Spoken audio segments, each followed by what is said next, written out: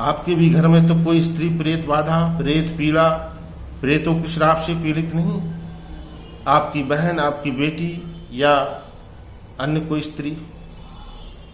ये जो वीडियो है मित्रों, ये आज मैं विशेष तौर पर अपनी माताओं, बहनों, बेटियों के लिए बना रहा हूं जो बहुत दुखी होती हैं जब वो इस श्राप से ग्रसित होती हैं। कोई नहीं बता पाता क्योंकि मोटी बुद्धि से श्राप पकड़ में नहीं आता, ना ही इसका कोई उपाय सटीक बताता है, जो ऐसा उपाय जो सीधे सीधे इस प्रेत बाधा को उनके जीवन से दूर कर दे। जी हाँ मित्रों, 14 प्रकार के जो श्राप शास्त्रों में बताए गए हैं, बृहद पराशर में बताए गए हैं, महर्षि भृगु ने बताए हैं, उनमें से एक श्राप होता है प्रेत का श्राप, जिसे पिशाच बाधा, पिशाच पीड़ा भी बोलते हैं, जो प्रायः स्त्रियों को ही अत्यधिक कष्ट देती है और उनके जीवन के जब महत्वपूर्ण निर्णय होते हैं, जीवन का जब महत्वपूर्ण समय होता है, तभी आकर ये बाधा उपस्थित हो जाती है और बनते हुए कामों को बिगाड़ देती है, बहुत खराब कर देती है। एजुकेशन उनकी बिगाड़ती है, एग्जाम उनके बिगड़ते हैं, तैयारी बहुत अच्छी करते हैं, लेकिन जब वो एग्जाम देने जाते हैं तो उनके सर में दर्द या किसी अन्य प्रकार की कोई शारीरिक पीड़ा उनके अंदर आ जाती है। पता नहीं कहां से उनका शरीर भारी हो जाता है और उनका एग्जाम बिगड़ जाता है। बाद में फिर सब सही हो जाता है मित्रों। इसी प्रकार से जब विवाह की वार्तालाप चलती है, ऐसी मेरी बेटियों की, बहनों की, तो सब कुछ बहुत अच्छा चल रहा होता है, बहुत अच्छा रिश्ता मिलता है, और जब रिश्ते पे अंतिम निर्णय, अंतिम मोहर लगाने की बात आती, तभी कोई ना कोई ऐसी बात हो जाती है जिस वजह से वो रिश्ता टूट जाता है, बनता नहीं। अब बृहस्पति देव बहुत अनुकूल हो, ग्रह गोचर में राशि अनुसार, तब विवाह बन भी जाता है, किंतु विवाह के उपरांत फिर ये दाम्पत्य जीवन में श्राप अपना प्रभाव दिखाने लगता है। कलह कलेश अनायास उत्पन्न होने लगते हैं। सब कुछ सही होते हुए भी, सब कुछ होते हुए भी दाम्पत्य जीवन में अलगाव जैसी स्थिति बनती और दोनों लोग अपने अपने घर पर रहने लगते हैं। संतान उत्पत्ति में मेरी बहनों के ये बहुत बाधा डालता है, संतान को ठहरने नहीं देता, गर्भ में गिरा देता है, और जब संतान के जन्म का समय आता है तब भी माता पर बहुत भारी पड़ता है। यह स्थिति कब बनती है मित्रों?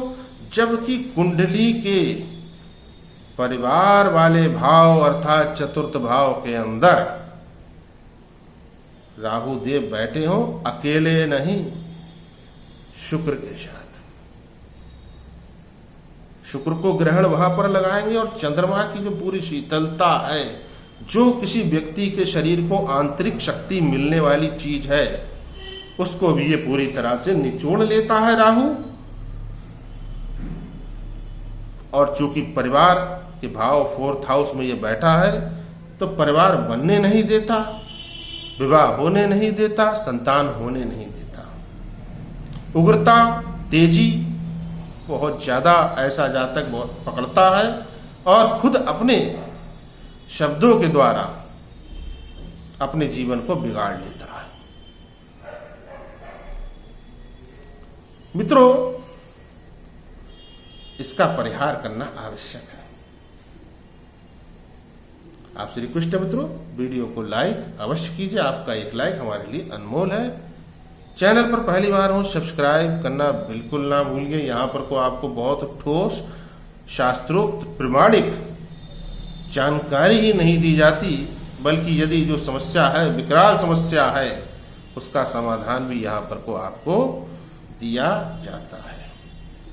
तो मेरी जिन माताओं, जिन बहनों, जिन बेटियों के साथ इस तरह की स्थिति हो, एक तो वो अपनी कुंडली का अन्वेषण कराकर उससे संबंधित जो भी कुछ निकलता हो वो सटीक उपाय करें, जो तीर निशाने पर को जाकर एकदम से लगे। अब जिनकी कुंडली में ये युति हो 4th हाउस में राहु प्लस शुक्र, तो यहां पर को क्या करना है मित्रों, बहुत समझने की बात है।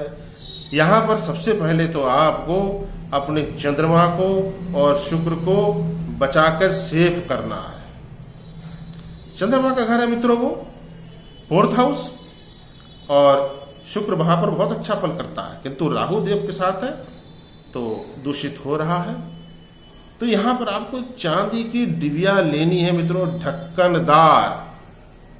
उसके अंदर आपको शहद भर के रख देना है, साइज मैटर नहीं करता। चंद्र, चांदी की डिब्बी अर्थात चंद्रमा, और शहद अर्थात शुक्र। शुक्र को आपने चंद्रमा के अधीन करके दोनों को एक दूसरे का बल दे दिया और उस खराब राहु से उनको अलग अलग कर दिया। वो आपके सेफ हो गए, आपके जीवन में आनंद समझ लीजिए आना प्रारंभ हो जाएगा। अब उस राहु का क्या उपाय किया जाए जो वहां पर बैठ करके श्राप के रूप में आपके जीवन को डस रहा है।